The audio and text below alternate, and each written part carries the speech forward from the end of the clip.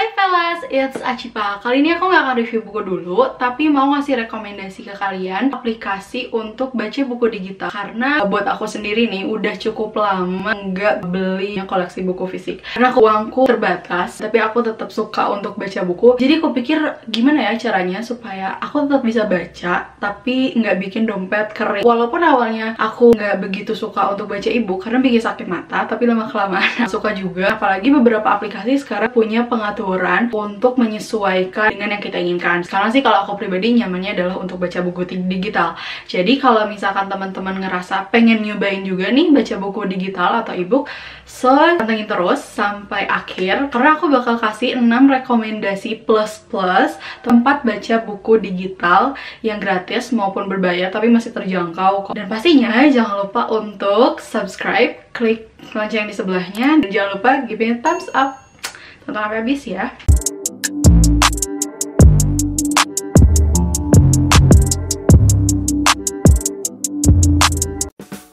Rekomendasi pertama adalah Ipusnas.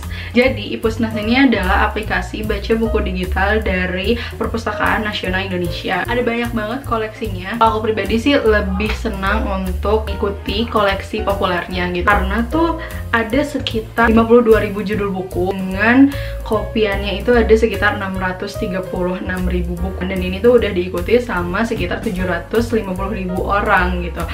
Kita bisa pinjam maksimal 5 judul per hari dan itu maksimal pinjamnya adalah 5 hari. Kalau misalkan ada buku yang kalian pengen nih tapi ternyata masih masuk antrian, coba dulu untuk queue ke Ipusnas, nanti bakal masuk ke notifikasinya juga. Nah, selain Ipusnas, juga yang kedua ini adalah aplikasi yang kurang lebih menurutku nggak jauh berbeda. Namanya adalah iJakarta. Jadi kalau iJakarta ini milik Dinas Perpustakaan Jakarta, dan itu developer aplikasinya adalah PT Wolu Aksara Maya. Dan kebetulan Aksara Maya ini tuh juga bikin aplikasi serupa di beberapa daerah di Indonesia gitu. Kalau misalkan teman-teman cek nih di Play Store atau iOS, ada banyak banget aplikasi sejenis iJakarta. Sebenarnya aku nggak download semua juga sih gitu, karena aku pikir koleksinya nggak akan jauh berbeda. Kalaupun biasanya kalau yang di daerah-daerah itu menyesuaikan dengan koleksi buku fisik yang ada di daerah tersebut gitu. Kalau misalkan buat teman-teman nih yang ada di daerah Jawa Barat, tahu dong program Kolecer dan juga Candil. Jadi Candil ini adalah Baca Dina Digital Library gitu. Jadi beberapa kabupaten kota di Jawa Barat itu punya aplikasi khusus tersendiri dan silakan akses itu dengan gratis. Terus juga ada Kolecer. Sebenarnya ini bukan aplikasi. Kolecer itu singkatan dari Kotak Literasi Cerdas. Jadi dia semacam kayak street library gitu, kayak box yang ada di taman atau di jalan-jalan tertentu dan kita bisa akses buku di sana.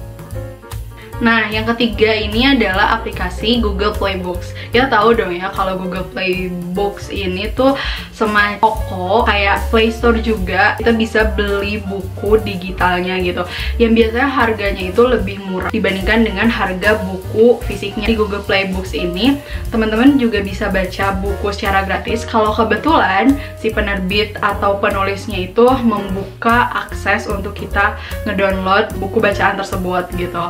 Kemarin tuh waktu awal-awal pandemi, ketika kita masuk PSBB, banyak banget penerbit kayak Bukunet, terus juga Gagas Media yang memperbolehkan buku-bukunya itu diunduh secara gratis. Kita jadi nggak perlu bayar lagi. Nah, di Google Play Books ini juga teman-teman bisa baca sampel dari satu buku, biasanya sekitar 20-30 halaman pertama.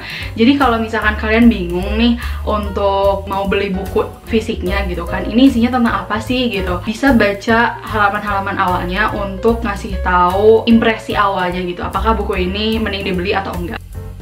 Kemudian ada rekomendasi keempat, yaitu Wattpad. Buat teman-teman yang suka baca, pasti nggak asing ya Wattpad itu apa. Jadi dia tuh semacam aplikasi ketika penulis itu bisa upload tulisannya sendiri, terus juga dibaca sama orang lainnya gitu. Dan banyak juga tulisan-tulisan di Wattpad yang akhirnya dibukukan jadi buku fisik. Aku pribadi sebenarnya sorry not sorry nggak pernah baca buku terbitan dari Wattpad sih, seingatku kayaknya gitu. Tapi kalau pernah beberapa kali baca dulu waktu SMP SMA. Nah, ada rekomendasi yang kelima, ini namanya adalah Storyal.co. Ini nggak jauh beda juga sama Wattpad gitu. Di situ kita bisa upload tulisan sendiri sebagai penulis, dan juga sebagai pembaca bisa baca tulisan dari penulis. Iyalah, menarik di Storyal.co ini juga ada versi premiumnya gitu. Si penulis itu bisa memperoleh komisi dari tulisan-tulisan yang dipublish. Oh, di Storyal.co ini juga ada fitur yang menarik namanya audio story. Jadi tulisan-tulisannya itu bisa didengarkan juga secara audio, nggak cuman bacaan secara visual atau teksnya doang gitu. Jadi ini worth to try juga. Rekomendasi yang terakhir, ini yang paling aku suka banget adalah Gramedia Digital. Kayak aku tidak di-endorse gitu, tapi siapa tahu dapat gratis 1 tahun, kan enak banget gitu ya.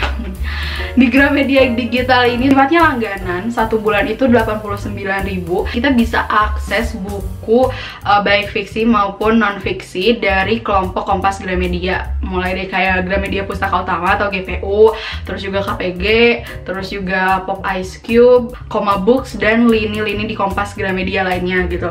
Atau juga sebenarnya kalau misalkan teman-teman pengennya nih yang fiksinya aja, juga ada paket langganan fiksinya aja atau non fiksinya aja, atau bahkan di-combine sama Kompas Digital premiumnya gitu kan. Dan yang serunya lagi di Gramedia Digital ini, walaupun langganannya 89.000 gitu kan, tapi itu bisa diakses 5 device. Artinya kayak teman-teman mau urunan nih sama 4 orang lainnya gitu kan, jadi kayak sebulan itu cuman bayar 18.000 aja, itu bisa akses buku-buku Gramedia yang terbaru. Kan ada buku yang kayak baru seminggu terbit di Gramedia Digital tuh udah ada juga gitu. Nah, selain buku-buku di Gramedia Digital ini juga ada majalah kayak Bobo, Destination, pokoknya banyak banget majalah yang bisa kalian baca gitu.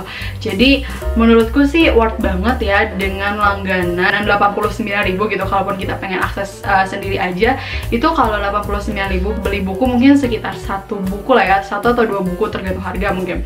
Tapi kan kalau misalkan di Gramedia gitu 89.000 tuh udah baca banyak buku. Aku bahkan kayak bisa sampai 10-15 buku gitu ya. Nah, itu tadi rekomendasi aplikasi baca buku digital untuk buku-buku berbahasa Indonesia. Jadi kalau misalkan kalian ngerasa pengen cobain juga untuk mulai baca e-book, bisa dari aplikasi-aplikasi tersebut. Kalau kalian sendiri, aplikasi apa sih sebenarnya yang paling kalian suka? Jangan lupa untuk tinggalkan komen di bawah ya. Dan insya Allah di video berikutnya aku juga bakal ngasih rekomendasi untuk baca buku digital versi berbahasa Inggris. Jadi ditunggu di video berikutnya. Terima kasih banyak sudah nonton sampai akhir. Jangan lupa like kalau kalian belum like. Sampai jumpa.